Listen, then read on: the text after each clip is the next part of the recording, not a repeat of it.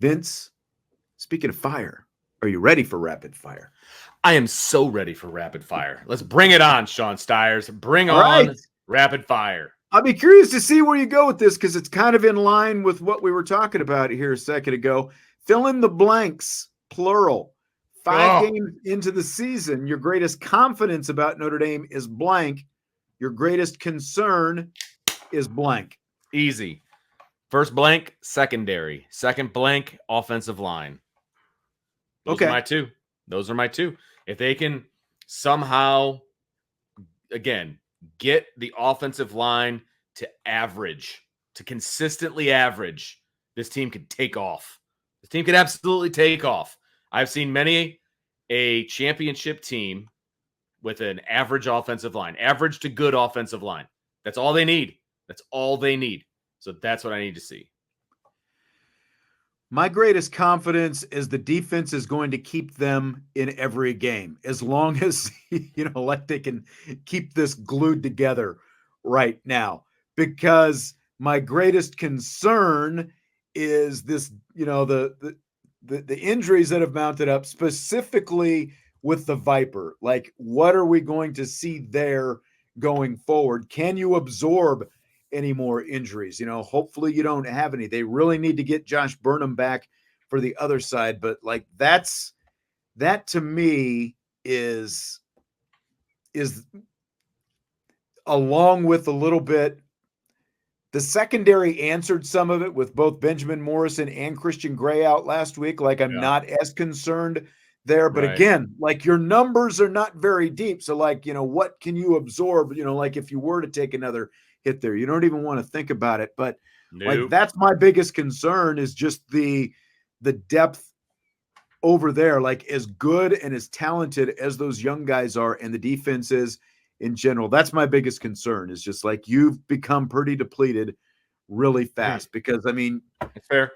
Botelho and Traore were both just playing lights out, and we don't know for sure what's going on with Traore, but we know Botelho is out.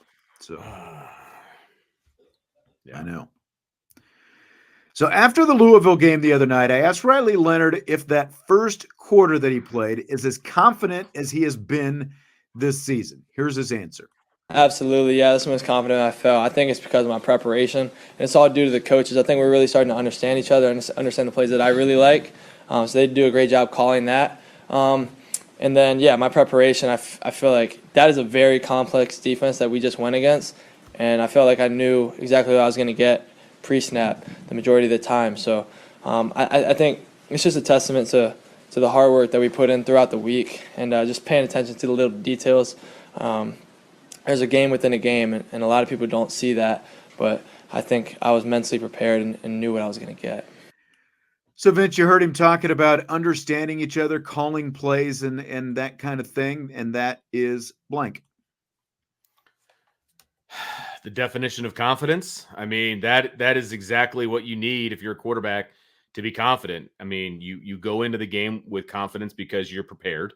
And then you know that you are on the same page as your offensive coordinator with what is going to be called and what the big moments are going to be. He's comfortable, he's confident, and it's very obvious to me with that answer. So, yeah, and I think that, and I know we've kind of hit this a little bit before, but with him missing the spring and then he did go through fall camp. I am a little bit surprised that maybe it took him as long as it's taken them as long as it has. Agreed. To figure out like what you're like, did they kind of come into this like, well, this is what we want to do, and like make this it if nothing else, the Northern Illinois debacle, I think that kind of kicked them, kicked him to a different place. Like, okay, we really do, we need to work together here a little bit more. And we've definitely seen a continuation over these last few weeks that the offense is starting to go in the right direction. And the more you can make this guy confident, I think, because like that first quarter, if you could bottle that first quarter for Riley Leonard, the confidence, the way he was playing, as fired up as he was, because like the week before against Miami, Ohio, even when he scored, it was, just kind of like business as usual kind of thing, but he was fired up out there, like when he scored that touchdown against the Cardinals last week. And, just kind of bottle that. I think you can do that. The more they continue to get on the same page and find things that play to his strengths as much as possible, because let's just be honest. You can have whatever opinion you want about these quarterbacks, whether it's him or anyone behind him, but they're going to go as far as he is able to take them this year. That's just the way it is. Oh, I agree with that completely. Yeah. So one more from Riley Leonard. He talked about having confidence, there's that C word again, in Mike Denbrock's play calls. No better feeling as a quarterback when coach just calls a play and you know it's going to work. So we caught a couple there. They weren't doing a great job in and outing the rub route. So whenever Jaden Harrison popped open, it's exactly what we had expected and anticipated. And then for the throwback screen to work, we practiced it all week, and what a great time to call it. Just worked out perfectly. They were in the perfect defense against it. Shout out to the coaches there. Those are easy plays to execute, and we did.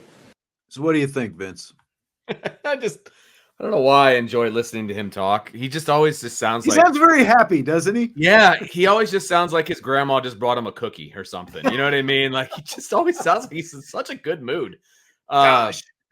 Yeah, it's like, golly, that was such a great call. Like, pass me a chocolate chip. I feel like he's clearly much more comfortable because of what those play calls are.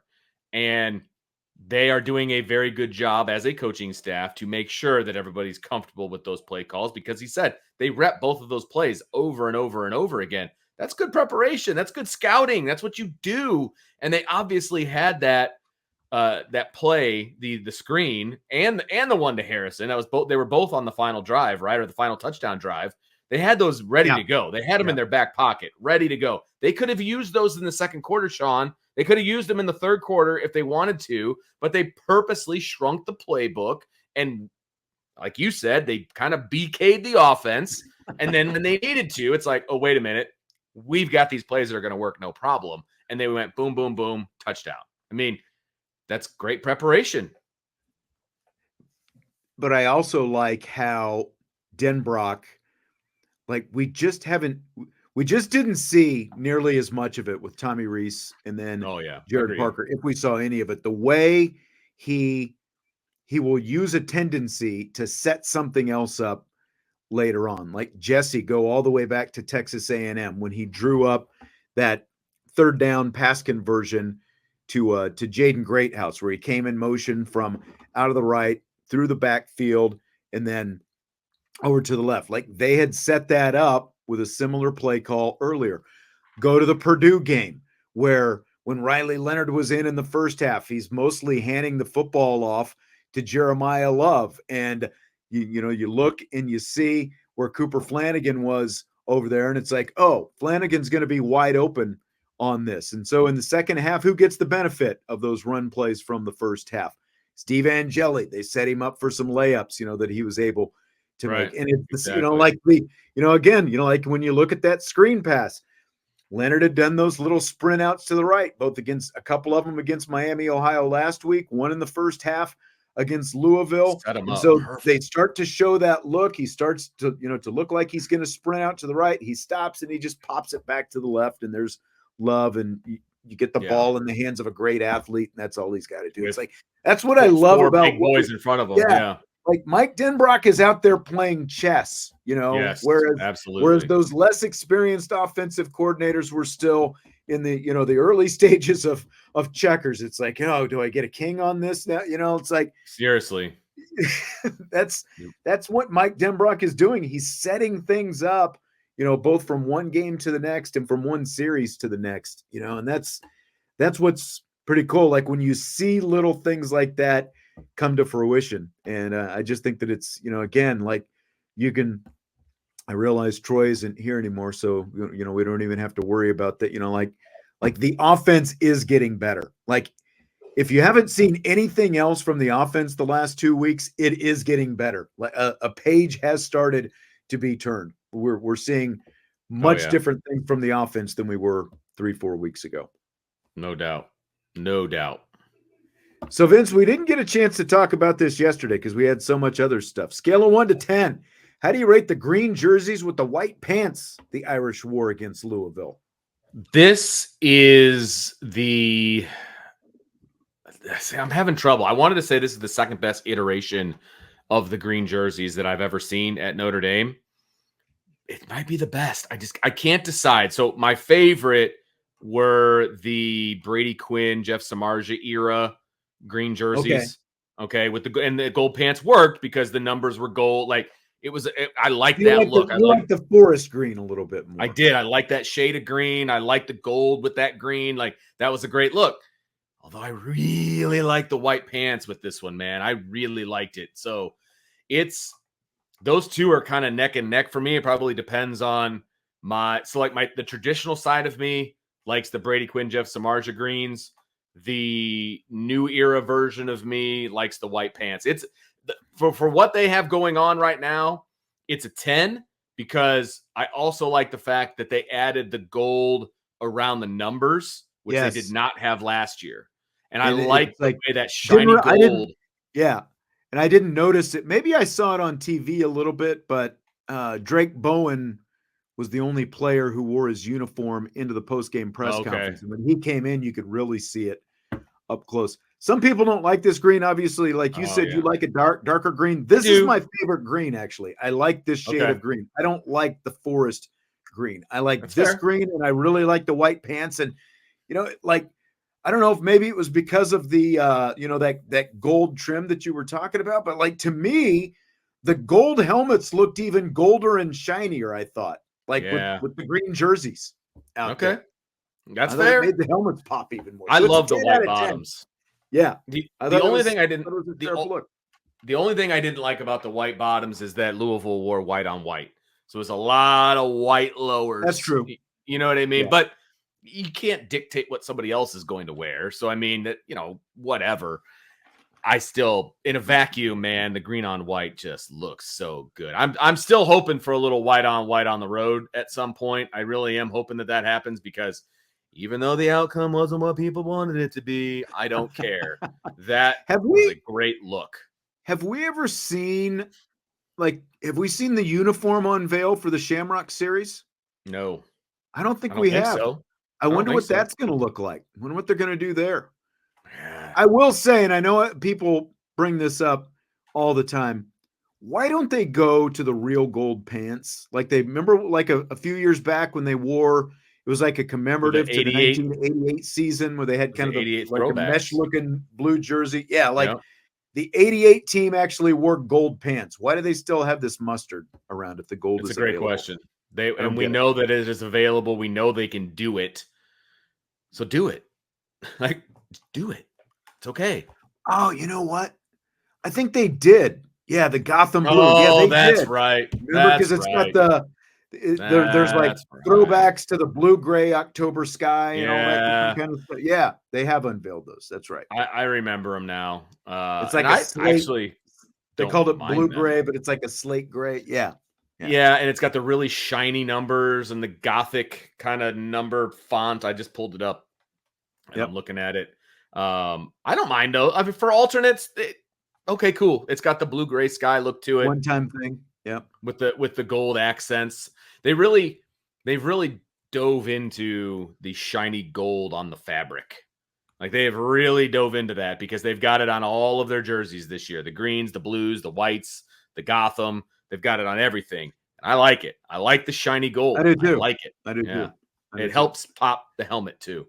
Yeah. And again, like the green jerseys they wore the other day, so much better than those ones they wore for a couple years where it was like the blue numbers on the green. Yeah, that I agree with. Because you couldn't read the numbers, first of all. No. I did not like that at all.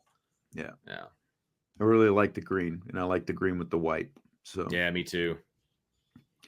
So the Matt Sluka UNLV thing has, of course, been one of the bigger stories in college football over the past week. And again, because we had so much to get to yesterday, we didn't get to talk about this. But Reece Davis sounded off on it on ESPN's College Game Day the other day. Here's what Reece Davis said, quote, if you make a dumb mistake in life, let me start over. Quote, if you make a dumb mistake in life, if I do, Matthew Sluka, or whoever does, sometimes you have to wear that. And going in there and expecting something without writing, and then they don't give it to you, you just can't bail on them.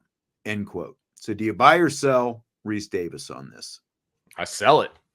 I absolutely sell it. I mean, I don't look, should he have got it in writing? Yeah. Do we know all the facts? Because there's people out there, saying this, that, and the other. I don't know what happened. If the scenario occurred that they promised him something, if he came and they didn't give it to him, I don't have a problem with it. It's business.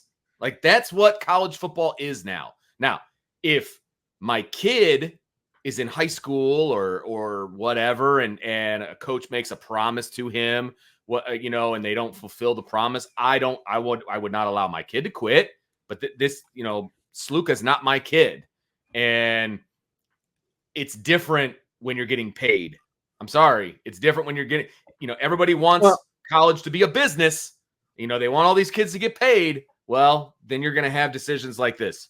This is what NIL, the way they're doing NIL, this is what happens. So he only went to UNLV because of these promises, is what it sounds like. That's right.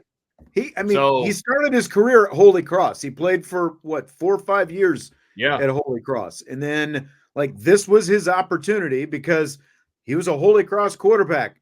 This was his opportunity to stay in school and go make some money playing football, because he has no guarantees after whatever happens this year at UNLV. And it's, I don't know if he ever hired an agent or, there's been so many different things said about what did. Right. And I don't know what to believe. You got the coaching staff. Yeah. It's like, should you have got it in writing? Yeah. Sure. But if you're Reece Davis, this is a very easy thing to say when you're sitting on TV and you get paid to talk on TV and you're making more than $1 million a year. It's like, well, you should know better. You should sign, you should get it in writing.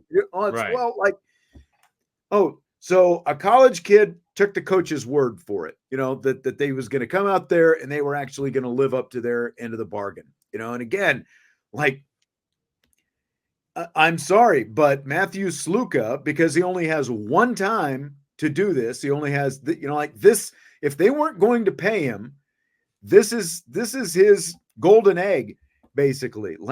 His arm and his football playing ability is his only chance to make a little extra cash, whatever it happens to be, before he goes on and does whatever he's going to do for the rest of his life. Because there's obviously no guarantee that he's got any kind of pro football future, which is why he stayed. That's why he went to UNLV in the first place, to get a little extra money. Yeah, that's right.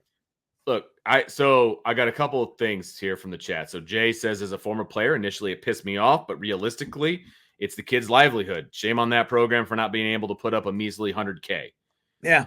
Stephen B says he's not going to get that money anywhere else. Well, that's not true, because $100K is pretty low rent for. And there are a lot of FBS schools. Yeah. And then I tend to agree with the getting. Originally, when I heard this, I was like, "Come on, how do you quit on your team?" He doesn't go to that team unless those promises are made. Absolutely right. Those are the facts. And somebody said, "Well, if he would have gone to the powers that be, then they would have made it right." You don't think that he tried to get it done, and he tried and asked him, is like, "Hey, how come I'm not getting that?" Of course he did. And they said, "No, we're not doing that." So then he quit. It wasn't like he woke up one day and was like, well, I guess they're not going to give it to me. I'm going to quit now. I heard that there was after he went to them and had never received any money, they were like something like, "Oh, we can give you $3,000 a week," or something like that. But then they never even did that either. Yeah. Right. There were a lot of different things apparently that were said about what was going to happen. And it just never came through. So again, there are a lot of FBS programs, and $100,000 in the bigger scheme with NIL being what it is John is saying $3,000 a month. Again, there's a lot of different. There's a lot of information out there. $3,000 a month.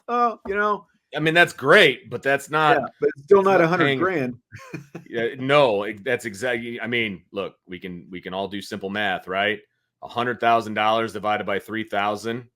That's going to take you 33 months. That's 3 years to get that 100K. Okay, that is not what he was promised.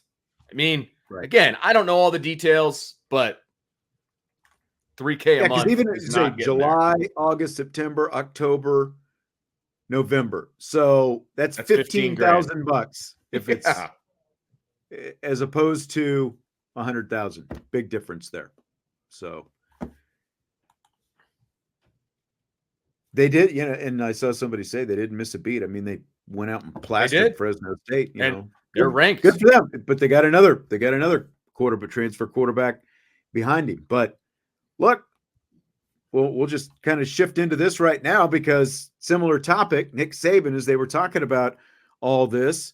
Here's what Saban said of players redshirting in the middle of the season. Bleep like this is why I retired. Either get in or get out. So do you buy or sell Nick Saban? I gotta say, man, I buy it. I buy that, and I know that. Okay, number one, I'm buying it as the reason that he got out because that there's no doubt that the NIL and this kind of stuff, and that's absolutely why he got out of coaching because he could have kept coaching. Are you kidding me? He clearly has all of his faculties. He understands football. Like he could have coasted for a long time as a coach, right? But coaching got a heck of a lot more complicated with all of the new legislation and the money and the thises and the that's and the transfer portal. It's a pain in the butt. And so if you have the opportunity to get out, he did. And I don't blame him for that whatsoever. I think redshirting in the middle of the season is ridiculous. I'm not a fan of it. I don't like it. Doesn't matter what kind of kid you are off the field. You know, I don't like it. I don't like it at all. I'm selling it because essentially, like, and again, I understand why Nick Saban is saying this because forever and a day, college coaches had control over everything. You know, they used to be able to, like there was no transfer portal and they could control, they could come up with a list of teams that you couldn't transfer to. They had control over everything. And now they came up with this 4-game rule. And I understand why coaches don't like it. It's because they don't have control over everything anymore. And coaches and fans, as I can see by, like basically people having, this being in the same boat as you, like they want the allegiance of the player to be to the team. But at the end of the day, the player still has to be able to look out for himself. And honestly, I'm surprised we haven't seen more of this because, like the Kelly Bryant thing at Clemson came up when DJ Uiagalelei was coming in and Kelly Bryant got pushed aside for him and he did it in the middle of the season. And I do remember not being necessarily that thrilled about it at that point. But again, it's like when you look back, like you have to look out for your future, just like Sluka in a different way. Like you have to be able to say, well, okay, I can stay here, but I'm going to give up a year of eligibility and be a reserve. And, maybe I end up playing a bit role in every game. But, if I have pro aspirations or even aspirations of making a little bit more NIL someplace else, like you can remove yourself from being like the small fish in a big pond and go be a big fish in a smaller pond someplace and put yourself in a better position for your future. I don't like, again, like it sucks from the team standpoint, but the players still have to look out for themselves, I think, at the end of the day as well. I get that. I totally understand that. And I don't have a problem with players being able to do that. If you're going to transfer between seasons. Don't transfer in the middle of the season. That's all I'm saying. Coaches generally aren't leaving in the middle of the season. They leave after the season's over, maybe before a bowl game, but unless they get fired, but yeah. Well, and that's out of their control, obviously. Right.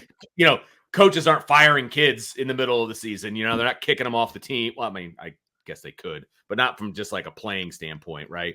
So I'm cool with the transfer portal for the most part because it does give kids exactly what you said. It gives them more power, and I'm all about that, right? I'm about to have a kid playing collegiate athletics myself. I don't want him to be a pawn, in some coach's whatever. I want him to have power of his own, right? And I just don't like it in the middle of the season. That's the only part I don't like. And I realize there are extenuating circumstances at times, and I get it, but it's also okay to like the player and the person and not like the action that they're doing, right? And obviously I'm referring to Jaden Mickey. I love that kid. I can never imagine going through what he's going through. So it's possible to have it both ways. Like, I deal with this all the time at work. There's a lot of kids that come through my office I really like as kids, but they made a really dumbass decision and I got to give them discipline. You know what I mean? So like, you can like the person and not like the action and still, roll. I just saw somebody say, I wonder if I think they were saying, I wonder if Sluka could go play at James Madison for his old coach. And I just saw the other day that he made a comment about it. And I don't know what he said. I'm looking for it right here. Anyone who's ever played football for me and sweated or bled for me on that field is for me. I stand by 100%. This is Bob Chesney. He's Sluka's former coach from Holy Cross. He's at James Madison now. I don't know the details, but I can assure you it has nothing to do with money, is what Chesney said. Interesting twist.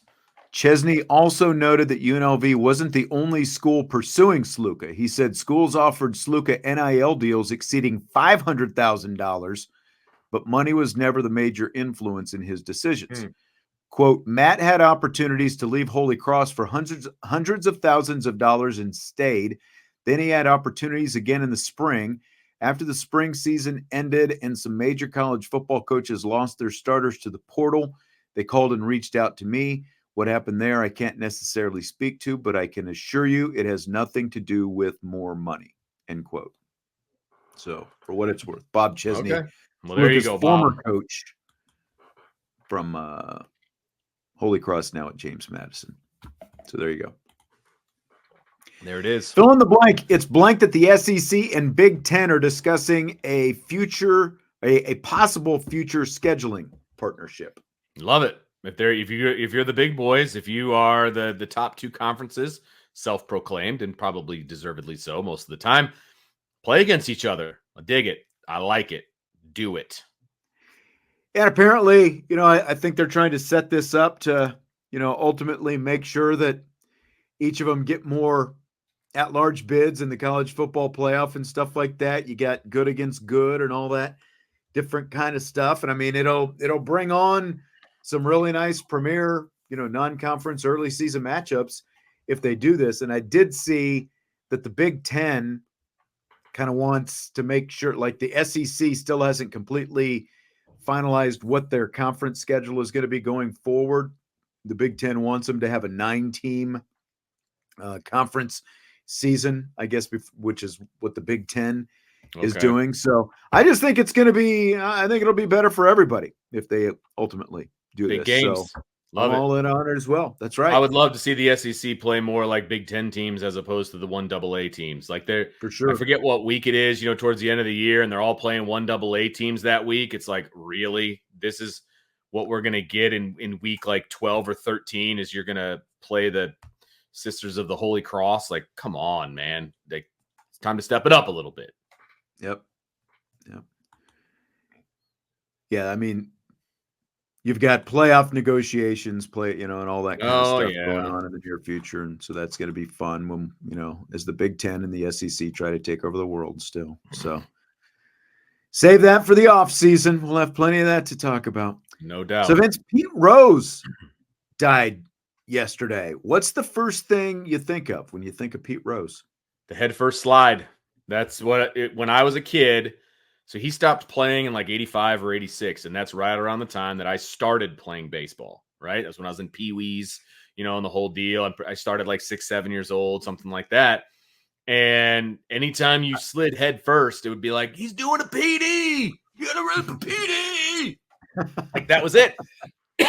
I never saw him play live. I never saw him play like obviously in his prime or anything like that. I mean, I was a little kid. So he was always kind of an enigma, like great player, and he was the guy that head first slid all the time. Like that's who he was to me.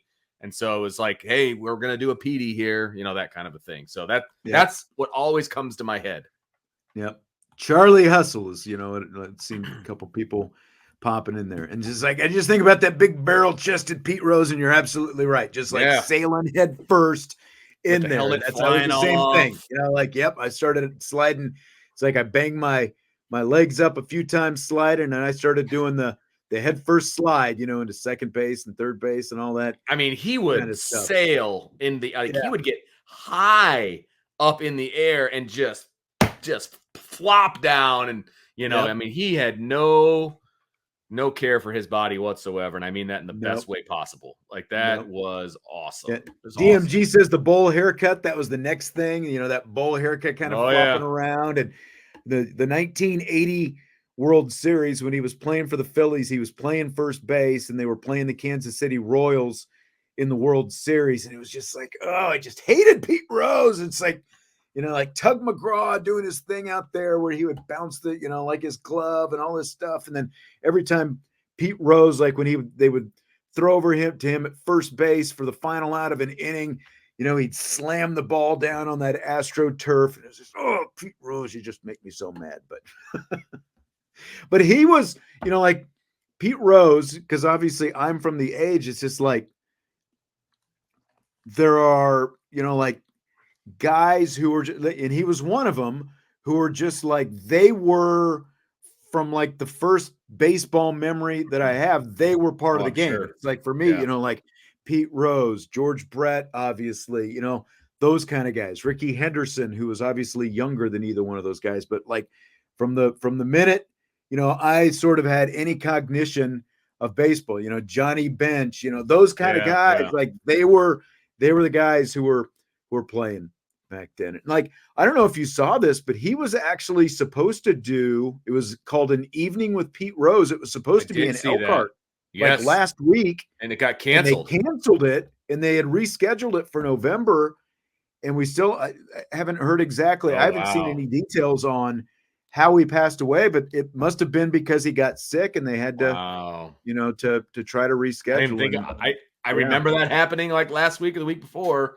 I just didn't put two and two together, to be honest with you. Never put two and two together, because I had heard like they didn't sell out, or, there was supposed to be like kind of a minimum, so he got paid or whatever. And so it made sense that he would cancel, but then they rescheduled it. So, that's wild.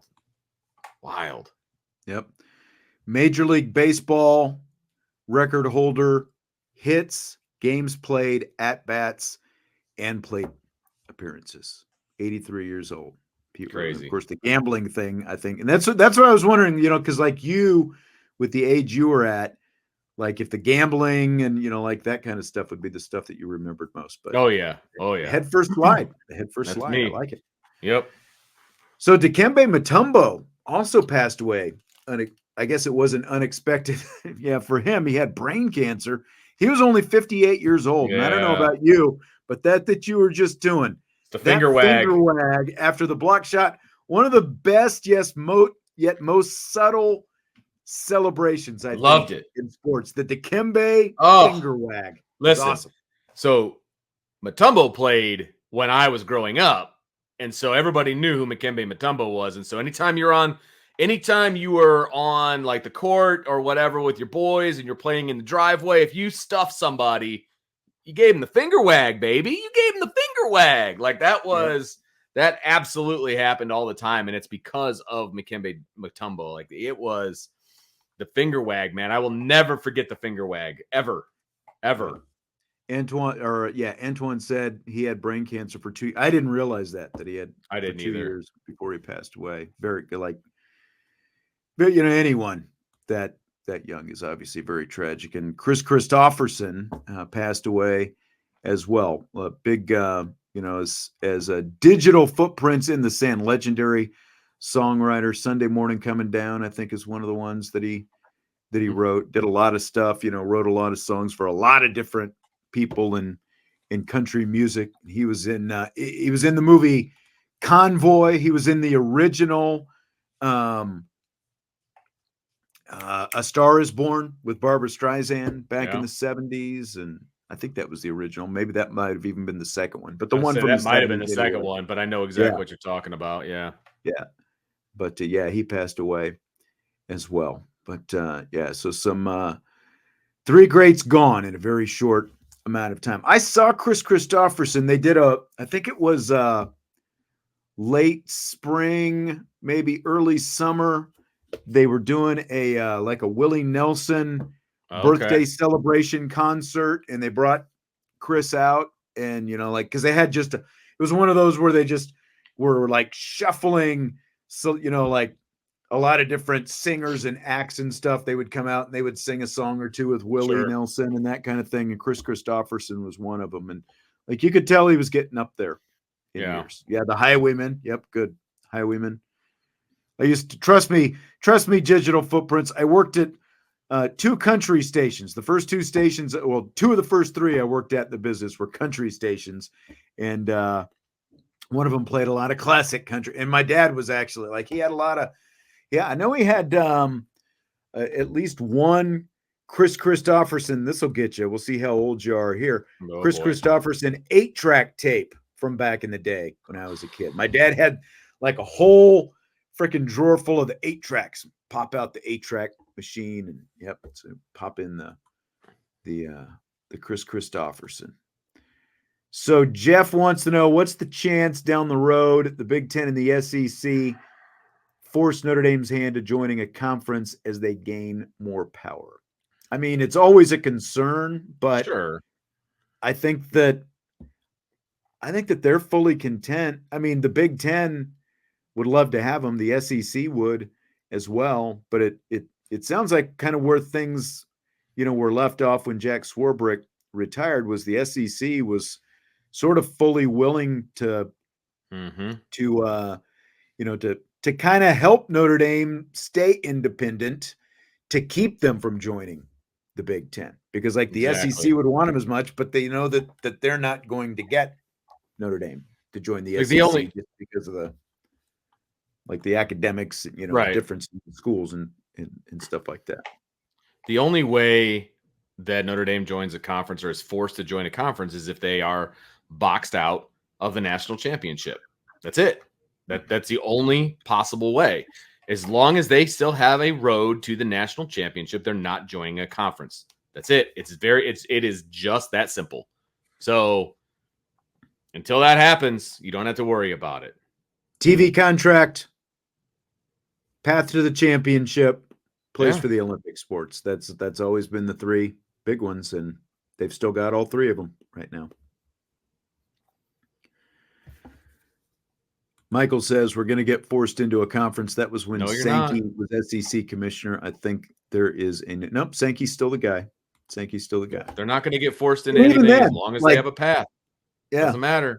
As long as there's a path to, but like this next round of playoff negotiations, it will be interesting to see how many, because the Big Ten and the SEC do want to force their hand to try to be guaranteed as many playoff spots as possible, and how many of the spots do they gobble up and all that kind of stuff. But I think with the expanded playoff the way it is, and the TV contract Notre Dame has with NBC, Notre Dame's in really good shape. And they're going to expand the playoff even more to 14. That's not going to eliminate Notre Dame. That gives them more spots. Like but if the SEC and the Big Ten are guaranteed more spots, then it's kind of a walk. Like there's still going to be. I get that. There's still going to be more than 4. They're going to be a lot more out. There's still going to be at-large spots available. Exactly. I agree with that. Lance also wants to know, any idea when Gabriel Rubio is coming back? Don't know yet. Again, I would imagine next Monday you'll get Notre Dame will put out its injury report, and we'll see what it says. And it's everything's just kind of wait and see at this point. But like we only get the injury updates when we get a chance to talk to. And that's not till next Monday. So we will know nothing until next Monday. So sorry. No. Well, I think that's going to do it for tonight, Vince. We covered a lot as usual. We really did. We did cover a lot, and that's okay. Welcome to the bye week, everyone. Welcome to the bye week. Father David just getting in a little zinger before we wrap things up. He says, we haven't spoken about replacing our starting quarterback in a while. Can we talk about that for all of tomorrow's shows? Tomorrow is the mailbag show. So. If Michael shows up, yeah, that's right. All right. Boy. Well, appreciate you joining us. A lot of good stuff coming through the chat tonight. Some other stuff. Well, I don't know. Once the troll was gone, I think that things kind of simmered down a little bit. Yeah. So. And he was just putting a timeout. He was not banned forever. It's just a timeout. Okay. But apparently that was too much. He decided to leave. All right. Well, that's going to do it for tonight. Appreciate all the dialogue. We do have a special guest to look forward to. That's right. On Thursday's show. So getting all that finalized, and I might even let you know who it is on tomorrow. No, don't give it up. Don't give it up. Don't give it up. No. Okay. I think they all need to be surprised. Stymie remains a big Tom Noy fan. Hey, I'm a big Tom Noy fan. John, looking forward to Jesse. He is still out this week. I think what's going to happen, DK, like for the short term, it's Angeli. I think what's going to happen, I think Jesse is going to be back next week, but it might just be for rapid fire. So, it might be a 50-50 show with you and Trevor and Jesse for a couple weeks still. We got to get all that ironed out, but we'll see. We'll figure it out. Yeah. All right. Hit the like button before you leave, and we will talk to you tomorrow on IB Nation Sports Talk.